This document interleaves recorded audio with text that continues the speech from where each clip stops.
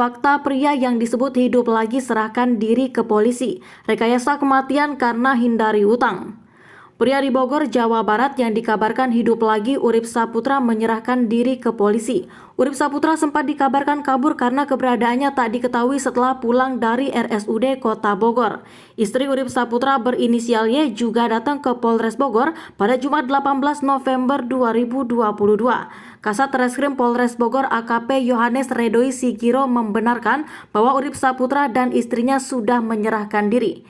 Ya benar, Urip Saputra telah menyerahkan diri ke Polres tadi malam, ujarnya kepada Tribunnews Bogor pada Sabtu 19 November 2022. Dirangkum Tribunnews.com, berikut fakta-fakta pria di Bogor yang dikabarkan hidup lagi akhirnya menyerahkan diri ke polisi. Menyerahkan diri setelah diberi surat pemanggilan. Kapolres Bogor AKBP Imam Imanuddin menyebut Urip Saputra menyerahkan diri secara langsung setelah Polres Bogor melayangkan surat pemanggilan. Ya, kami mengimbau kepada saudara US dan istrinya juga keluarganya untuk datang ke Polres Bogor. Kemudian dari keluarga dan dari istrinya juga belum bersedia memberikan keterangan. Sehingga 2 hari belakangan kami berikan imbauan untuk memberikan konfirmasi berbagai informasi yang selama ini berkembang. Ungkapnya, menurut Imam, surat pemanggilan yang dilayangkan itu dilakukan saat Urip masih dirawat di Rumah Sakit Kota Bogor.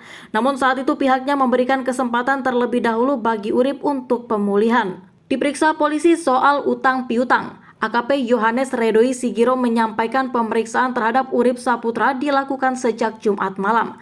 Masih diperiksa intensif sejak tadi malam. Ungkapnya, ia mengatakan Urip diperiksa terkait motif dirinya melakukan aksi tersebut termasuk informasi soal utang piutang. Semua hal, motifnya, kasus seperti apa itu kita dalami semua. Kita cocokkan dengan keterangan saksi lainnya. Ya, termasuk juga soal utang piutang. Apakah itu motifnya atau bukan? Ungkap Yohanes. Soal kemungkinan jadi tersangka, AKBP Imam Imanuddin membenarkan kemungkinan Urip Saputra bisa menjadi tersangka.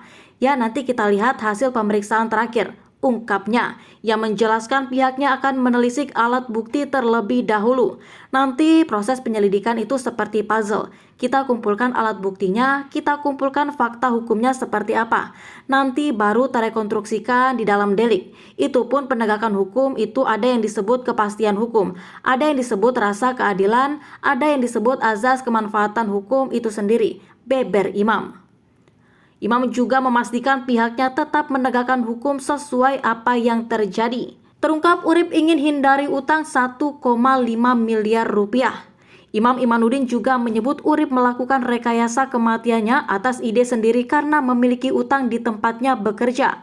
Terkonfirmasi juga bahwa ide gagasan untuk pura-pura mati ini datang dari US untuk menghindari kewajibannya membayar utang dari tempat yang bersangkutan bekerja. Ungkapnya kepada wartawan pada Sabtu lalu. Ia mengatakan total utang Urip kepada kantornya sebanyak 1,5 miliar rupiah. Sehingga Urip malu dan terlintas di pikirannya untuk membuat rekayasa kematian. Karena yang bersangkutan merasa malu dengan jabatannya atau dengan posisinya di organisasi, sehingga yang bersangkutan mengambil langkah pendek dan berpura-pura mengalami kematian tersebut.